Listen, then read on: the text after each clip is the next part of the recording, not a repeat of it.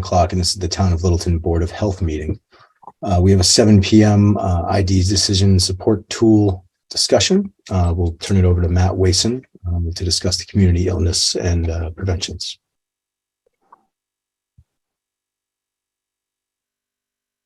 Well, we have some positive news across the board to report this week. First, the predominant agent is still Omicron XBB 1.5, almost 85% of our community here in the Massachusetts, New England area. Not as prevalent in the rest of the country, so it is kind of coming from the East Coast and probably will soon spread everywhere else. But that's our number one. Littleton case counts steadily climbed since the beginning of December and took a slight drop here just this last week, so that's a good sign. ICU bed access has slid down to 85%, which again, at least it's going in a positive direction. And the CDC lowered our community level from high back down to medium. Our vaccination numbers bumped up by a little over 1 point, but we're still hovering around 35%. So that's below our target, I think, of at least 60%, if not 80% for our community. RSV continues to plummet its way down here, kind of below this 100 count now, which is a good thing. So not surprising that season is on its way out. And the other good news is that influenza has been downgraded from very high to moderate as of this past Friday. Wastewater numbers out of Boston continue to hover right around that 1,000 number, kind of one of the sites, I think it's south site's above, north site's below. But they've just been middling, not a lot of action there lately. So I'll keep it short and sweet. That's pretty much the picture right now. It's going the right direction. Jim, what are you seeing out there? So we haven't had a lot of requests, not a lot of calls in there, and the cases we see. So again, we're only seeing the cases that come through for PCRs, and we know that most testing is being done by home tests at home. And so the numbers have, particularly this past week, have seemed to be lower than what we've seen in the past. I mean, there were a few weekends, like Mondays after a weekend, where we'd see 35 cases throughout the district, so 16 towns. But this week they're hovering in the kind of 10 to 12 or even less. So that's what we're seeing for the PCR tests coming through. And that's for the whole district again, not just for Littleton, for the whole district. We do have a vaccination clinic coming up at the high school on February 2nd, and that schedule has been opened up, I believe, as of this afternoon for appointments to be made. And we did get an email this afternoon from Jenna, Jim, in your office, letting us know about the expiration dates of the antigen rapid tests that we have. 12-month to 15-month self-life extension granted by the FDA on January 11th. There's a lovely spreadsheet and a table, which I just emailed to everyone, that has a lot number, expiration date, and now the extended expiration date. So that'll be a fun project to go through our lot numbers and just call out maybe on the outside of the larger box what the exact expiration date is of those tests. So that can be a project. Maybe one of the senior tax write-off workers can work on that. Kevin, did you order another round of kits this last time? There was another order placed. Because I think those kits are good through, on the box, at least the ones we got for towns were good through August of this year. Okay. So probably good to segregate the ones that you had from before, because those are the ones you'd want to take a look at that and try to get those out the door first, kind of thing. Yeah, absolutely. I mean, some of these, February 4th expirations, on some of these lot numbers. So the existing ones probably that we have. Right. Yeah. I think if they're anything like the ones we had, I think they're now probably more like in mid-April. So it gives you a couple of months to try to get those out.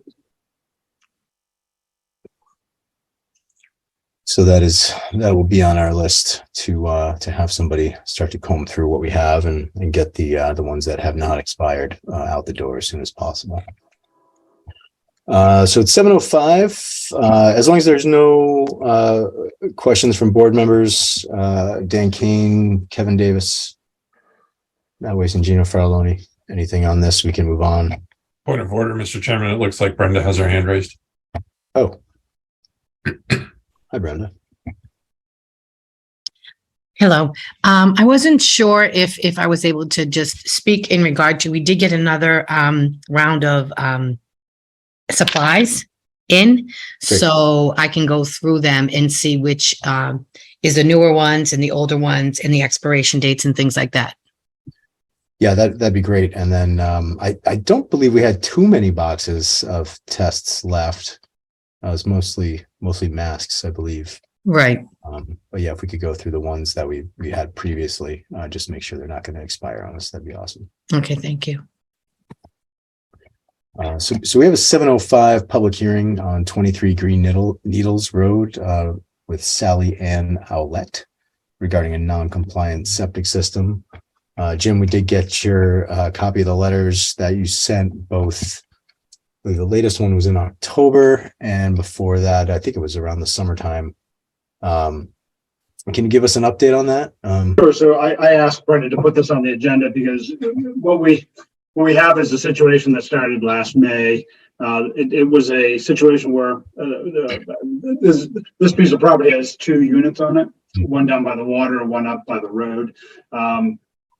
What we found out through this process is the power for the pumps, and the septic system's up by the road. The 2 houses drain into a common septic tank and a pump chamber that pumps back up to the top of the road. We found out that the power was being paid for by the tenant, which that was a housing issue, which turned into the second, the letter you saw from the 6th. But the issue that got us out there first was, and how we found out is kind of non-payment of electricity, and they shut the power off.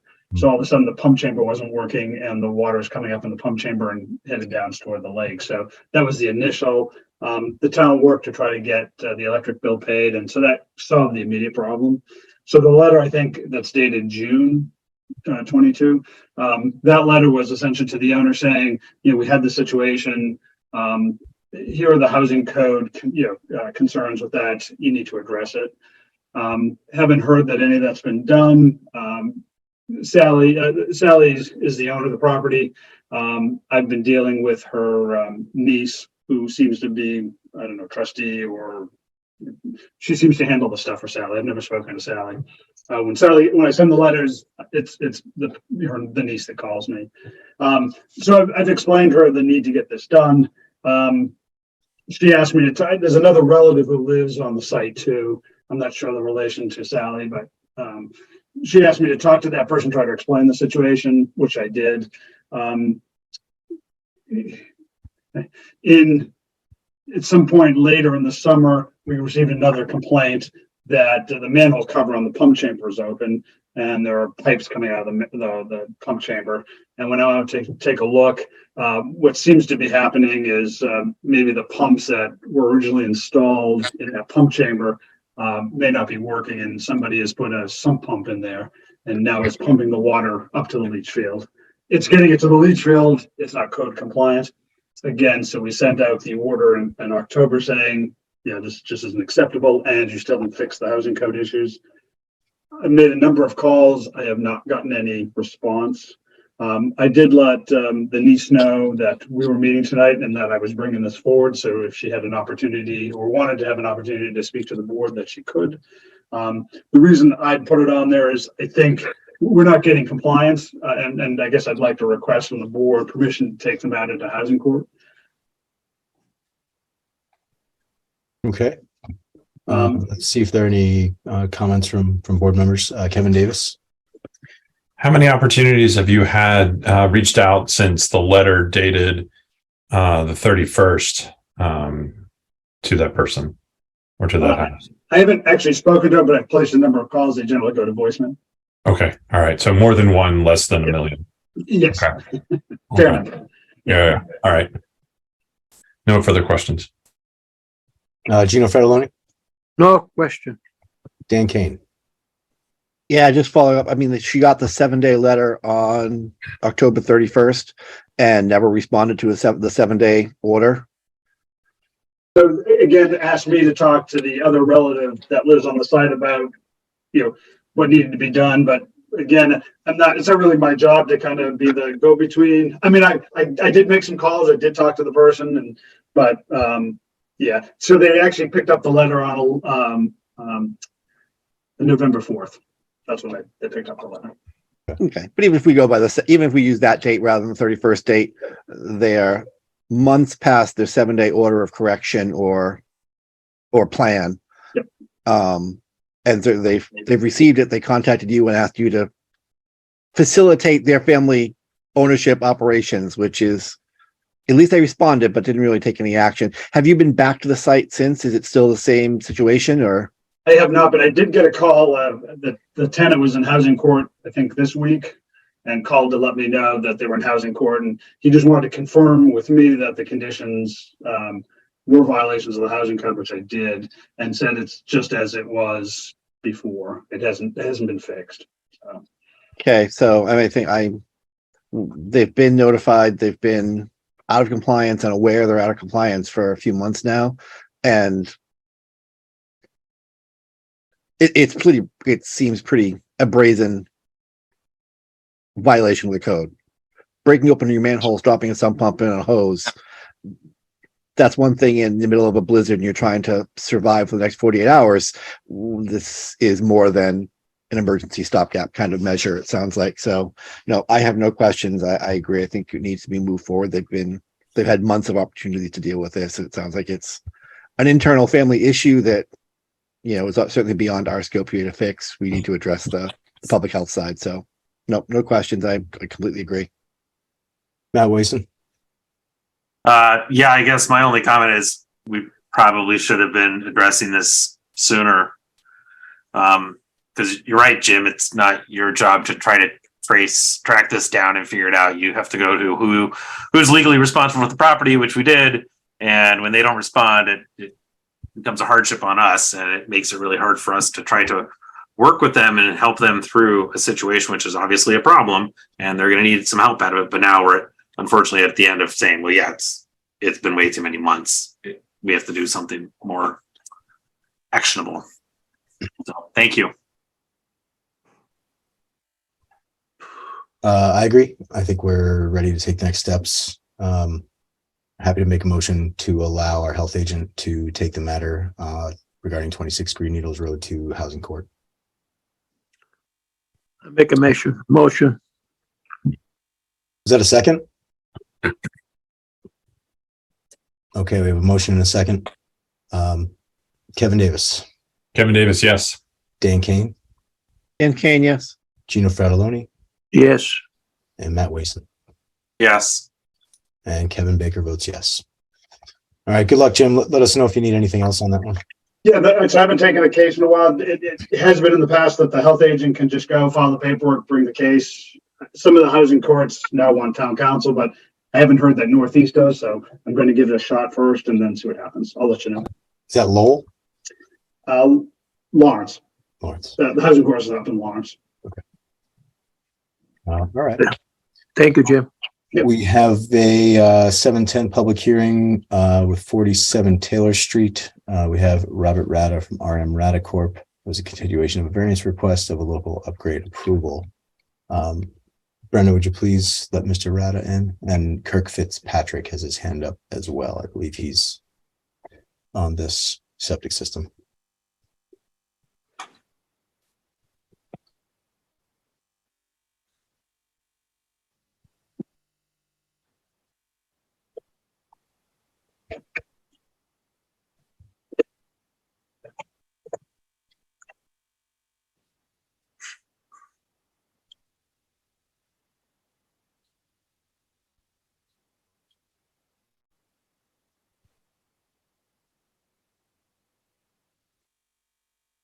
Do we know when this was a continuation from, Kevin? I don't think it was our last meeting. I think it was the meeting before that.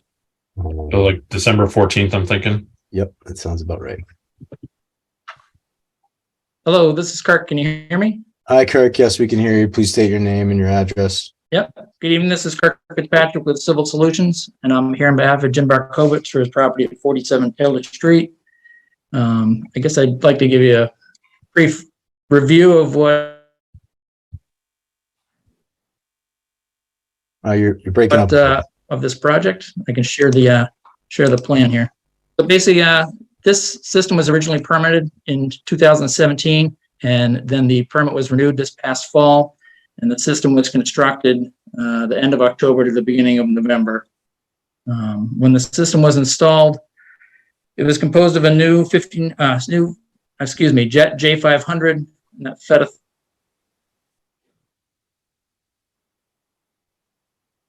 1,000-gallon pump chamber, 6-foot stone bed in the driveway that is pressure dosed. So it's got 2 lines and that it receives equal distribution. When we went to prepare the as-built plan, we found that the as-built pump chamber was less than 10 feet to the property line. On the side here, I'm kind of hovering. So we're asking for a variance under local upgrade approval to reduce the requisite offset from 10 feet to 7 feet. Yeah, and This site, I think our question was only that why was it put in the ground at the 7 feet instead of getting approval for it first? okay. I think that's why we're here. Well, part of that is, I think during the construction, this site is composed of sand and gravel that is very loose and singular grain. So when they go to dig a hole to set this tank, it's not like they can dig a 7 or 8 foot hole the exact size of that pump chamber. Typically, sands like to that are loose and single grain, their natural slope that they like to stay at is 45 degrees. I don't think the hole got that big, but I think Rob is extremely concerned about undermining the sonotubes for this deck. In addition, it's kind of deceptive where the lot line is. There's a fence line in the neighbor's yard that is very close to the lot line up near the house and kind of diverges as you go back towards the wetland. So it kind of, when you're out there, it does look like you probably have 10 feet because you have 10 feet to the fence line, but not to the actual property line. So I think that's a little bit deceptive. But I guess at this point, I'd like Rob to weigh in on what he experienced with the construction. That'd be great. Mr. Rada, if you could just please state your name and your address for the record.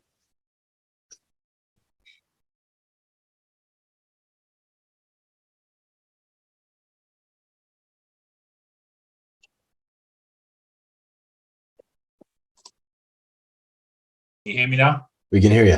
Okay, I'm a newbie with this, so sorry, my apologies, bear with me. First Zoom meeting that I've done. So Robert Rada, RM Rada Corporation, 81 Westford Road in Air, Mass. And here I am. So So yeah, we were just wondering, can you tell us the existing on-site conditions that led to the placement of the tank in a spot other than that was approved? Oh, most definitely. Listen, folks, in 3 decades that I've been doing this myself, this is probably top 2 of the tightest restrictions of space to work with that I've ever done in an on-site septic install. The septic tank, the pre-treatment tank got put in extremely tight to get in there. And you guys have to take something into consideration here. And I don't think any of you really are experienced excavation people, but this lot, you could hardly turn the machine around, literally just spin the machine around on its own footprint to be able to do this. The homeowner, Jim, he had spent, I couldn't even imagine how much money he has spent in the last 2 years having that, he had a new retaining wall, basically like a Pisa block retaining wall done along the shoreline of the pond there and around the side of the foundation, which Kirk and Kevin have it shown on the plan right there, but it's basically just a couple of feet off the edge of the existing deck. And the problem that we were facing there was, number one, losing 2 two of the footings of the deck as well as the retaining wall. And what you have to understand is the retaining wall, the guys that put it in did a fabulous job. They did it the way it's supposed to be done. And it's, you know, it's backed with crushed stone and drainage behind it as it should. And also with, basically it's a filter fabric or Marafi paper that's in layers to hold it's basically a holdback for the wall, if you will. And the excavation hole for the pump chamber, we were losing the wall. We were so close to it to try to get the tank as tight to the septic tank and away from the property line as it's supposed to be. It was impossible to get it any closer than it was without compromising the retaining wall that's there, as well as the corner of the deck. I mean, all that stuff would have come crashing down, and it just would have been a disaster. I thought about this in multiple different directions of how the hell can we do this and to get it where it's supposed to be. And, you know, the only answer to it would have been, well, can we get a shoring box in here to hold all of this stuff back so we could put the tank in? And the answer is you can't. The machine that I had in there is, you know, a smaller machine. It wouldn't pick the box up, for one, to be able to even put it in the hole. Two, because of the overhead power lines that are on the beginning of the driveway, closer to the Taylor Street, you couldn't turn a machine around in between the power lines.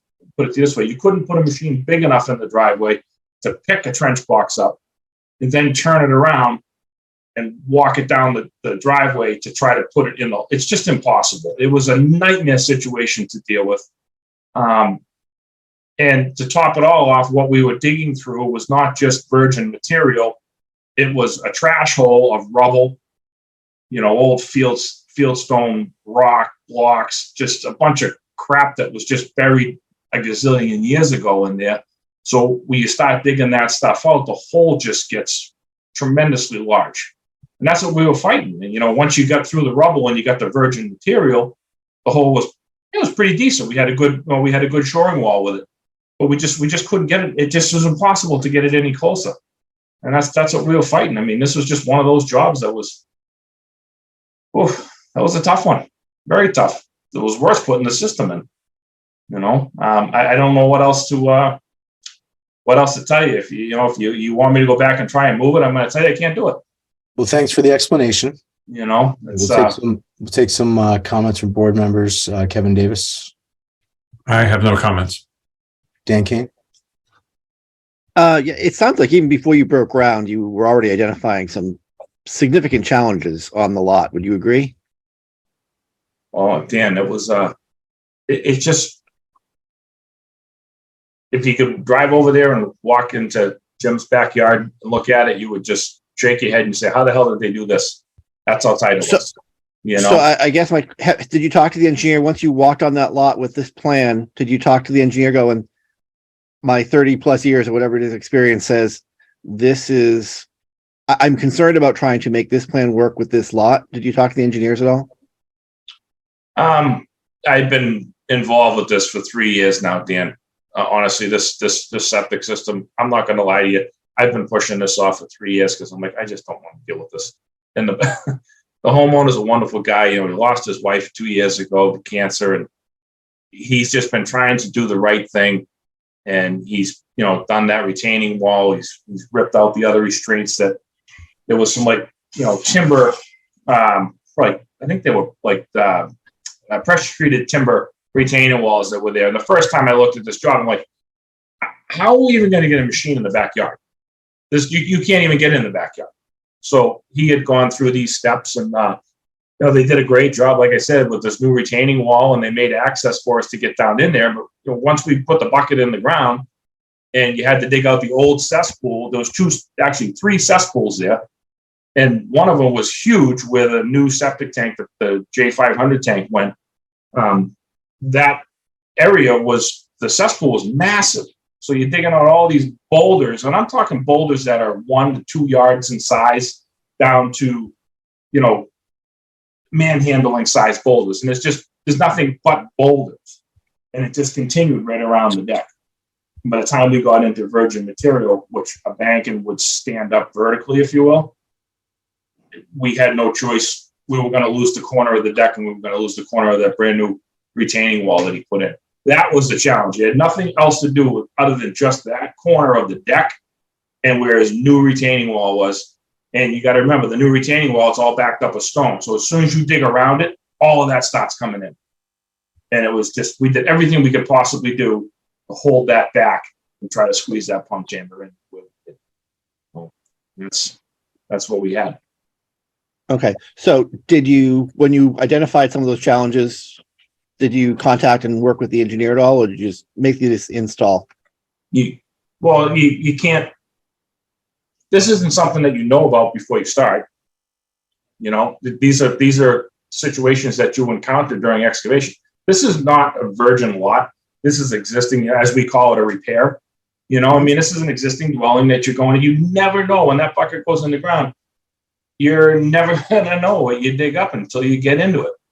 And that's just what happened with it, you know? And once we finally did that, I told Kirk and Kevin and Jim, I said, listen, I says, I know this pump chamber is closer to the line than it's supposed to be, but this is what's happened and this is what I'm up against. Come take a look.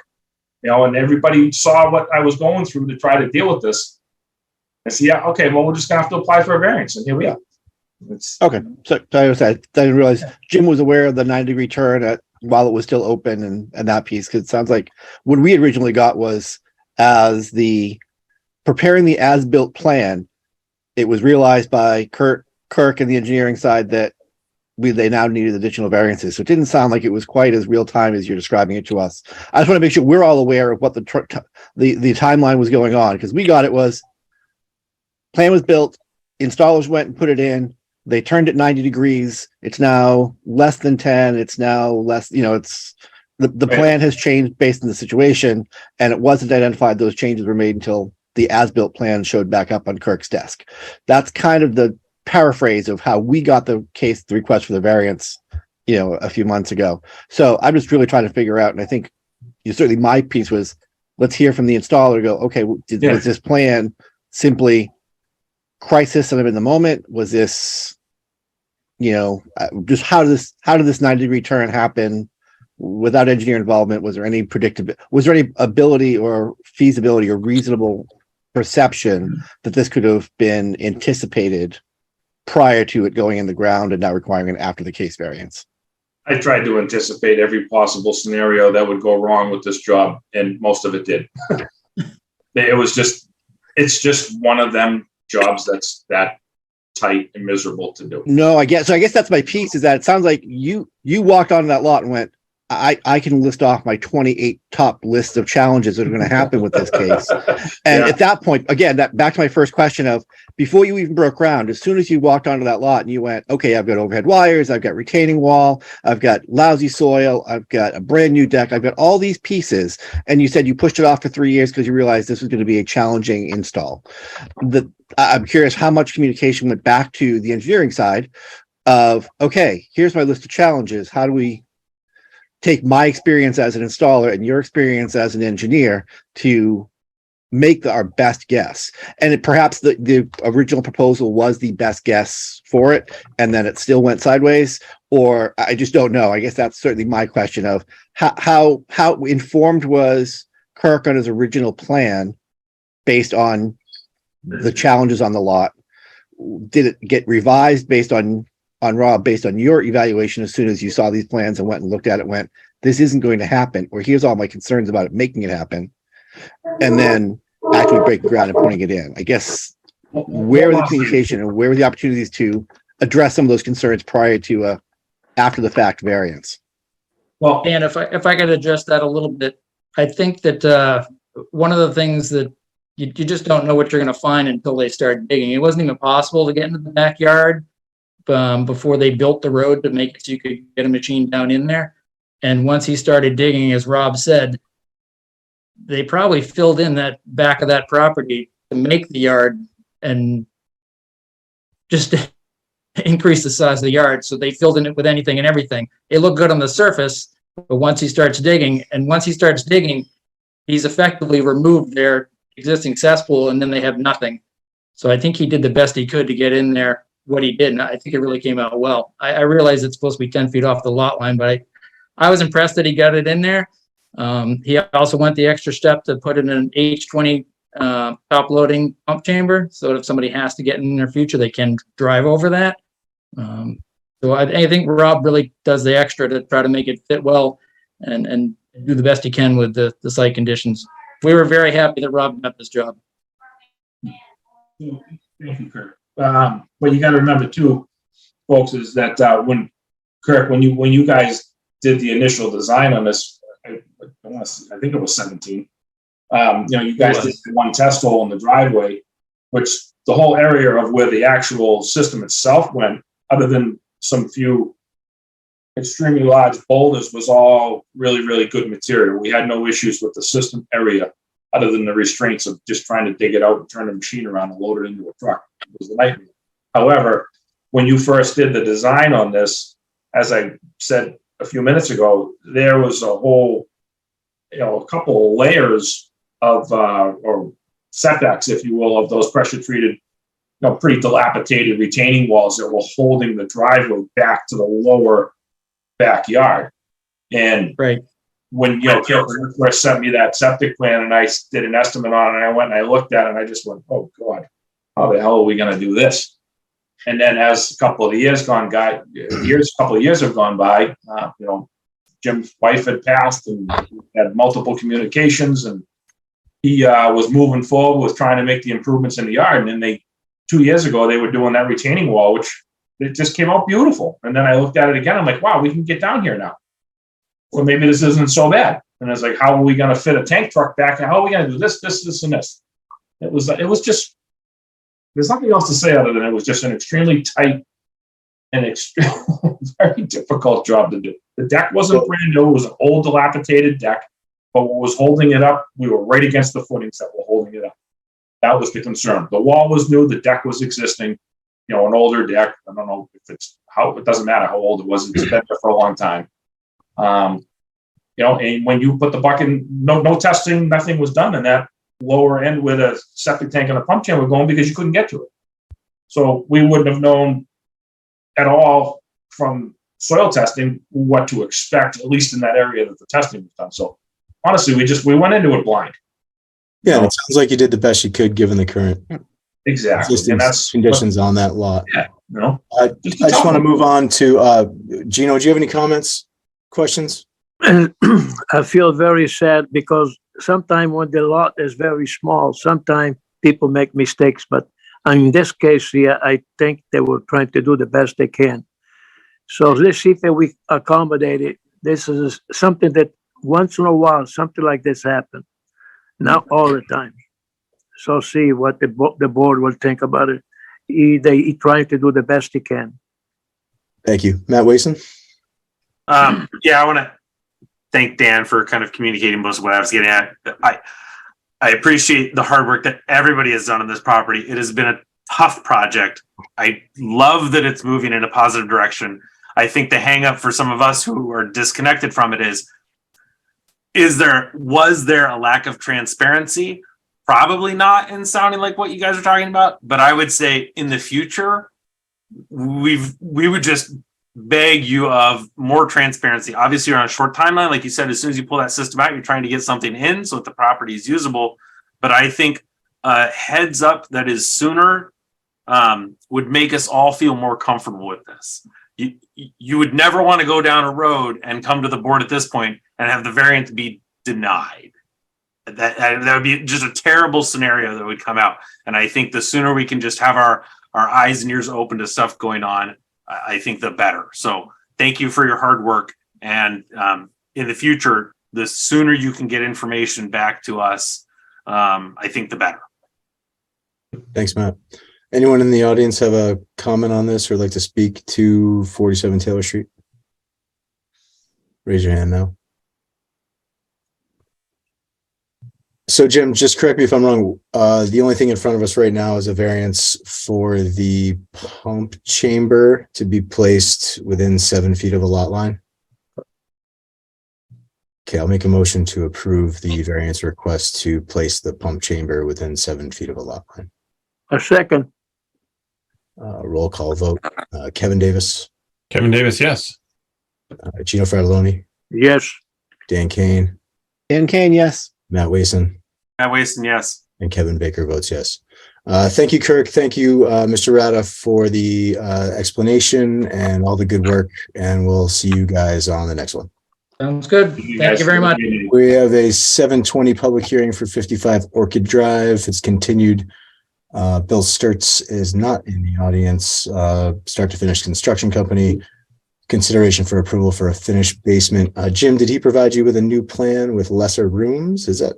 So that's, I listened to the end of the hearing from your last meeting, and if I understood it correctly, and that's why I had Brenda leave it on the agenda, was that if he reduced the number of rooms, that you would consider it with a deed restriction.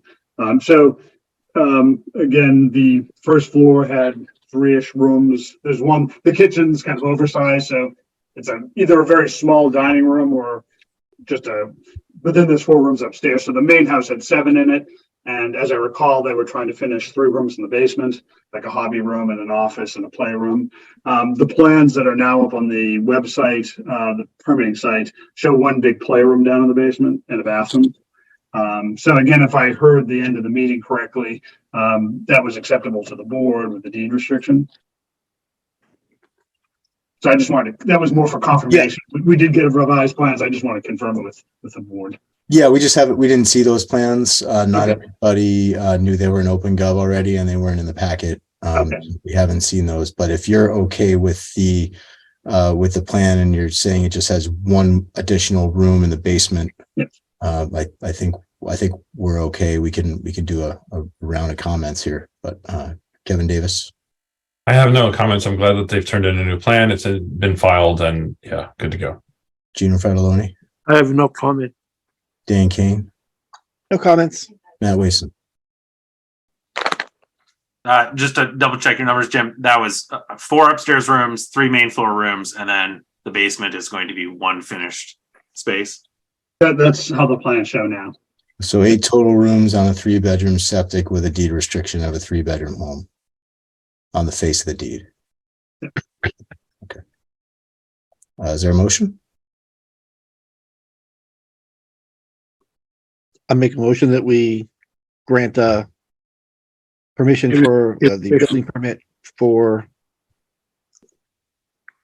additional room for 1 additional room on the 3-bedroom septic system. Second. Roll call vote. Kevin Davis, Kevin Davis, yes. Gino Fratelloni, Yes. Dan Kane, Dan Kane, yes. Matt Wason. Is that amended? Did that include the deed restriction, Dan? It did. I Great. think so, Matt yes. Wason, yes. And Kevin Baker votes yes. Next, we have our 7:30 administrative matters. The minutes. Did everybody have a chance to read the minutes Brenda sent us from was it June 22nd? Brenda? I make a motion to accept it because I read it. Is Dan's name spelled correct? I need to open it. I believe it is, yes. Yes, I corrected it. Thank you. Sorry. Sorry, Dane. Yeah, I read through it. As long as all the track changes get turned off and it's finalized and nothing's red and underlined and it's all just black and white, that'll look just fine. I'll second the motion and we'll do a roll call vote. Kevin Davis, Kevin Davis, yes. Gino Fratelloni, Yes. Dan Kane, Dan Kane, yes. Matt Wason, Matt Wason, yes. and Kevin Baker votes yes. Other administrative matters. Matt and I got together before the weekend and talked about sort of some processes, order of operations, ways to run our meetings that will allow us to focus on some of the bigger picture stuff once a month, as well as be able to tackle, the public hearings and the other issues that come before us on, on a more sort of not last minute, but things that come up from time to time that the board has to approve. So we are going to be detailing out a plan for all this. I have it all written down here. Just need to type it up and circulate it to the board. It was a very productive conversation. I look forward to actually implementing and executing. I think we'll have a very, very productive 2023 if we can stick to our schedule and check some of the things off our list that we are charged with taking care of that have just fallen by the wayside due to COVID, other things, just not having enough hours in the day. So it's very exciting to me because I love to organize and make things more efficient. On another note, we have a meeting tomorrow night with a potential candidate for the public health coordinator position. We will keep you all posted on how that goes. I can circulate the resume to everyone shortly this evening. Other than that, Jim, do you have anything for us? I guess just to kind of go back to the conversation in 47 Taylor Street, from time to time when we do installs, they encounter field conditions that cause things to change. Most of the time it's not as drastic where it actually needs a variance or not. And again, as Rob was mentioning, once you take a system out, you're kind of under the gun to get the system back in the ground. And so we try to make some decisions in the field that are going to be the best decisions, we think, and the best to present to the board if there are variances that are needed. I'm just curious. I think we came to, I told them they would need a variance and that they'd need to get on the board's agenda. I wouldn't necessarily want to stop the job, but I guess I'm just, I want to get a sense from you. I could certainly let you know while it's being installed, it's going to be closer, or I'm just looking for some guidance on. So you went to do a regular inspection on the whole system before it got backfilled and they knew it wasn't in the right spot and you knew it wasn't in the right spot. Yep. And you told them they would have to go get a variance. And like, when was that? Probably in the final inspection. Didn't know exactly how close it was, but there was a sense that it was off a little bit. That's right. It wasn't 10 feet. And so to make sure that it was proper, we told them that they'd have to come back through and get the variance. And as Rob described, it was a pretty miserable site to try to get stuff in there. Mm-hmm. And so. Yeah, I think as far as, having your eyes on it and you sort of, you seeing what's in the ground sort of before it gets backfilled and knowing that the equipment in the ground is the proper equipment for the situation that has changed and that it's still acceptable, I think is number one. And number two is just maybe we heard this public hearing at a meeting that you were not in attendance at, so we didn't get that story. Am I getting that right? I was there. That was the 14th. You were there. Okay. There was one of those where I kind of flipped around. Normally I have another commitment, but I was there because of the food permit and all that. Right. So, Okay. So maybe we didn't explain it, the sequence of things as well. But again, things change from time to time based on site conditions. And, yeah, absolutely. It's a matter of trying to keep it moving and trying to, if you think you need to make changes, particularly on a really tight lot, you can see how little of that was dry upland, essentially. If you have to try to make a decision of what would be acceptable within, in this case here, was in with the local upgrade approval section of Title V, we try to make the best possible decisions to be able to present to the board. Hey, at least they didn't have Cardillo come over and try and fill in all that wetland to make the lot bigger, I don't think he did away with that today. Matt Wason. If I could, so kind of that was part of my point of raising is that the fact that you got to final inspection before you got to know, I think that's where I have a problem with it. On a site with that many challenges, when the contractor makes a decision to do something different, they either told the engineer or not. When the engineer became aware of something different, they did not tell you. See the decision point. So I think my communication, I'm trying to get across on a particularly challenging site like that. I want better communication between all of those points so that you can say, I knew 48 hours after that tank was put in 90 degrees different, that based on the tightness of the lot, there might be an issue.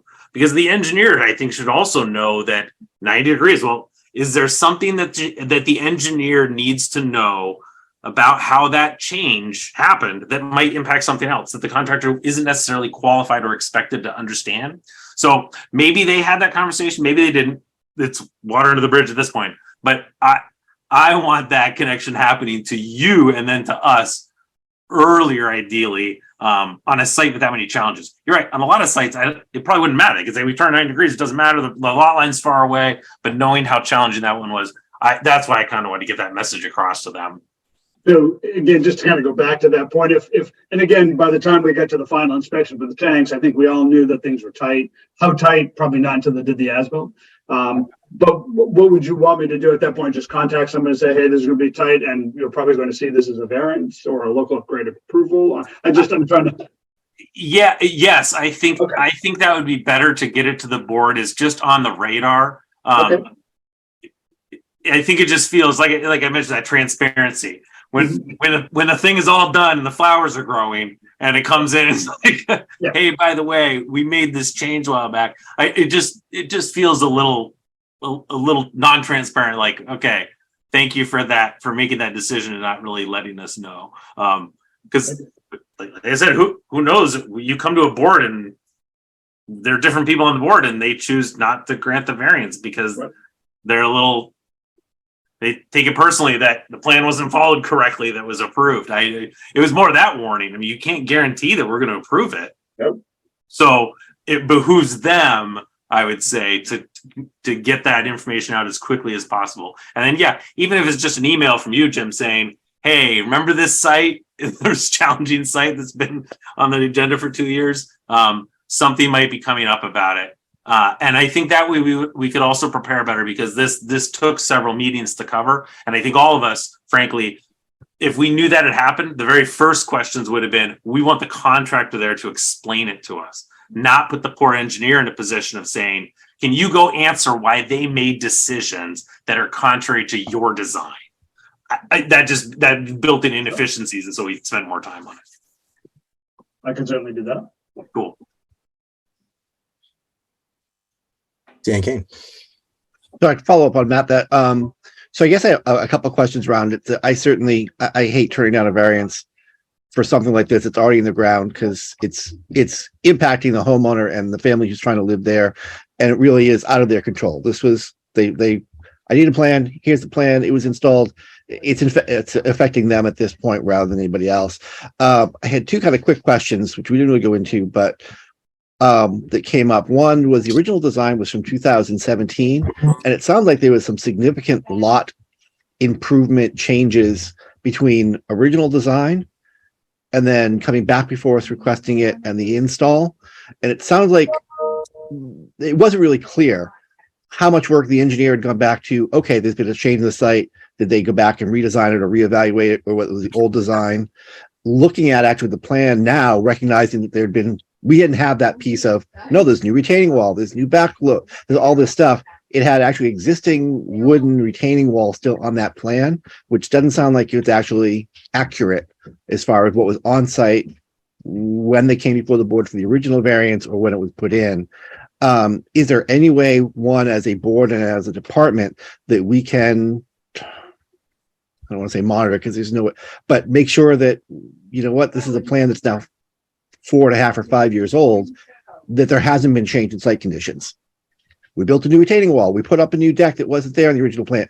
There's a new shed, whatever it happens to be. There's a lot of changes that can happen on a lot in 5 years. Is there a way we can make sure that this plan approved 5 years ago or designed 5 years ago is still actually representative of what's going on today on the site? And the other piece is that I was surprised when the engineer actually said that, oh, I was really pleasantly surprised that the installer was able to put in a different tank than I had specified on my plan. Oh, they were able to put this tank in so you can access from the top and you can drive on top of it. So it sounds like the installer changed the plan down to the pieces being put in the ground, which is a little bit different than on the fly changing things. That seems like a substantive change rather than I needed to move it 2 feet this way because I hit a boulder that I couldn't move versus, nope, I brought a different piece of a different apparatus in to put in the ground than was specified in the design. That seems like an engineering decision rather than an installation decision. And I'm just trying to figure out, is that, again, I may have misinterpreted Kirk's words, but it sounded like I thought he had said pleasantly surprised or happily, aware that he was able to do this other thing, and didn't seem like it was his original plan. I realize that the installers often know as much about the engineering of these systems as the engineers do, but the engineers are the engineers for a reason, and they're the ones signing the plans for a reason. That piece of back to communication, the installer knows how to, the engineer knows why, how much communication is happening between those two as for these challenges. Give me 5 acres and put a plan in. There's not much of a challenge. This is one where both sides really need to be hand in hand working this. And it sounds like there was as much communication, and I'm not quite sure how we as a board can kind of help ensure that communication happens, particularly on the challenging ones. But I always hate when engineers are pleasantly surprised that the installers were able to do something that they hadn't planned on. That's concerning to me, because then why are we looking at plans if the installers are potentially doing things that are not on the plans and not approved? And the engineers are pleasantly surprised after the fact. Can I speak to that? That's a very specific piece. Sure. Please. I think what he was referring to is that the engineer the installer put in a heavier tank. And so when we do an inspection, if someone specs out a standard 1,500 gallon 2-compartment tank, and an installer decides to put in a H20 loading tank, so something that can actually be driven over because they're a heavier duty tank, we never have a problem with that because they're actually putting in a better component. And I don't think the engineers have an issue. So Kurt's comment about pleasantly surprised, he actually put in something stronger. So in case somebody needed to get into that backyard, it was not possible to do so. I don't know if that helps. But I guess that piece of going that, that certainly is that communication piece of going, hey, I think it'd be a good idea to, if as the installers, the guy doing the groundwork, I think because of this lot, this would be a better idea than what you've got planned. Mm-hmm. Awesome, make it happen. Or no, there actually is a reason why I needed this, I needed that, I did this, I did that. This is why it was spec'd out. I agree that there's benefits for that, but this is why I spec'd this out instead. Again, we obviously can't monitor every conversation between the parties, but that piece, and I don't really want to. Yeah. But that piece of having installers basically went, it's again, how much the engineer was involved in, nope, we're turning it 9 degrees, nope, we're changing the outfall size or side from out the back and this kind of U-shaped to a straight line off the side. It seems like there was a lot of on-the-fly changes to deal with a challenging situation. I just love to find a way for us to be able to really facilitate and encourage that engineer to installer communication so that in the moment, an installer who isn't perhaps as talented or experienced as Mr. Rada is putting in a system, certainly qualified and everything else, but perhaps putting in a system, making their best judgment choices in that moment, and then comes before the board and the engineer's going, this really is nowhere close to what I needed. It really doesn't meet the expectations. And now the homeowners and the installer and the engineer are all, and we as a board are all in the place of going, we can't approve this. And everybody's behind step one. They're worse off than when they started the project. And that's kind of my concern. Obviously, we have lots of very, very talented people who are doing the best, like all of us, as we are in the moment. But how do we try to make sure or help facilitate that the folks who might not be as aware, understanding, knowledgeable, qualified, but not as knowledgeable in that moment, making decisions the best they can, but make a decision that is not as easy to go, it's after the fact, it's not really cool, but you did the best you could and it's reasonable and there's no impact in it. It's all good. I just don't quite know how to do that, but certainly I think that's my concern. It sounded a little bit like Matt. That was what happens when we can't approve it or in good conscience after the fact. And then what impact does that have for everybody? Yeah, thank you. I think this is a very good, productive conversation that we're having, and hopefully we don't see too many of these. I do think there's a significant difference, when we're speaking about an installer who's done, thousands of systems and can make those kind of educated decisions on the fly in order to save time and money for all involved. There are and probably have been instances where there are different folks that come before us and, put in the retaining wall in the wrong spot. and then we have a problem. So we do need to figure out a solution to it. And I do appreciate this conversation. And, I just think keeping the communication flowing and letting everybody know about any issues that, are not as drawn up, that happen, differently than they have been drawn up on a plan. Just letting everybody know so we can just keep the information flowing and we can make decisions before, things get covered up in the ground. So we don't have to make any really tough decisions. That'd be great. Brenda, you had your hand raised. I just wanted to let you know that there is an attendee, Marion Connolly, and so I wanted to bring that to your attention. Yeah. Is there any public input?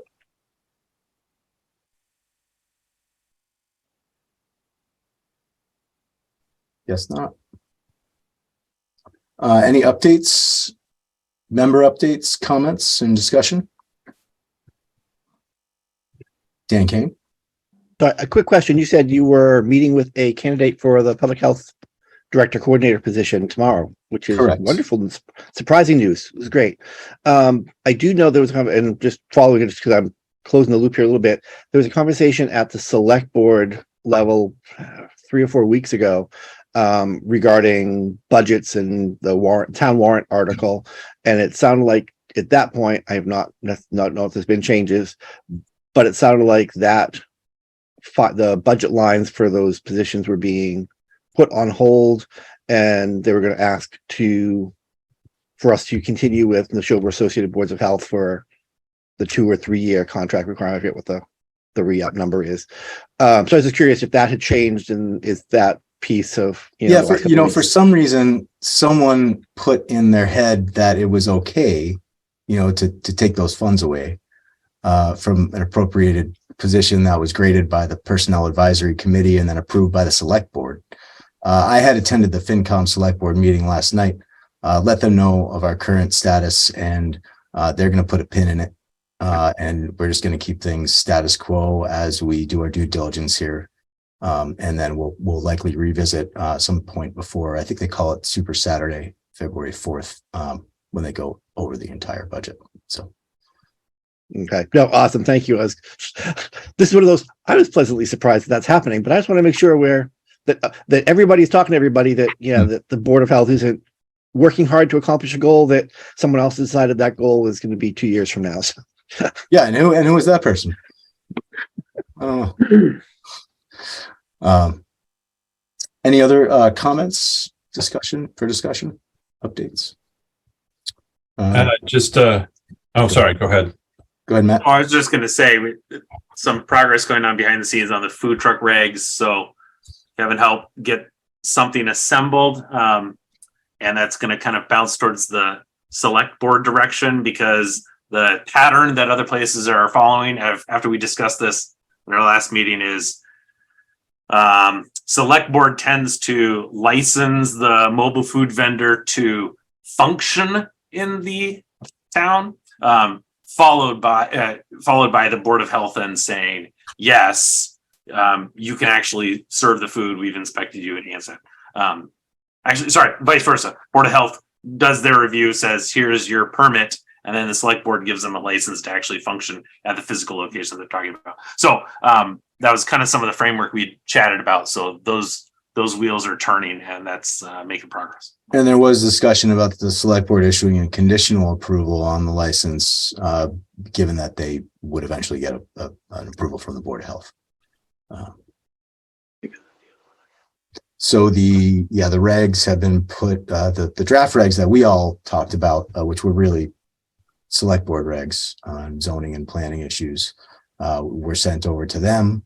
And Marin was very excited to hear that we were behind getting something in place in the spirit of economic development and the protection of public health. So if Kevin Davis, did you have? I did. I had something real quick. Just want to remind everybody to check your expiration date on your COVID-19 in-home tests that you have to make sure that they are still valid. Please check with the manufacturer if it looks like they've expired. Some of the manufacturers have extended. Also, go to covid.gov/tests. There are ways that you can get some free tests still from the government, maybe. And also check with your insurance company because you might be able to get tests provided to you either at or below cost. So please, everybody, go take a look at those resources. If you need them, go use them. And that would be my update. Yeah, and as Brenda stated, we did just get another shipment. I think it was somewhere around 5,000 tests. So if anybody needs one, please come down to the Board of Health and pick up some tests. And the other thing I'll volunteer is Tribute to go in and if Brenda needs help to check the expiration date according to those things. So just let me know, Brenda, if you need help. Okay, thank you. To tag along to that, Kevin, there's a page on the FDA has a page of basically all of the tests that exist out there, all the brands with updated expirations and a way to figure it out. So I'll send that link along to Brenda and see maybe we could put that up on our webpage because it's not as easy to find. But if anybody's bought tests from some other place and wants to know about expiration, it basically covers everybody. That would be helpful. Thank you. All right. Well, if there are no other comments or updates, all we need now is a motion to adjourn. Make a motion to adjourn. And I'll second that. Roll call vote. Kevin Davis, Kevin Davis, yes. Gino Fratelloni, Yes. Dan Kane, Dan Kane, yes. Matt Wason, Matt Wason, yes. and Kevin Baker votes yes. Thank you, guys. Thank you, Jim. Thank you, Dave. Thank you, Brenda.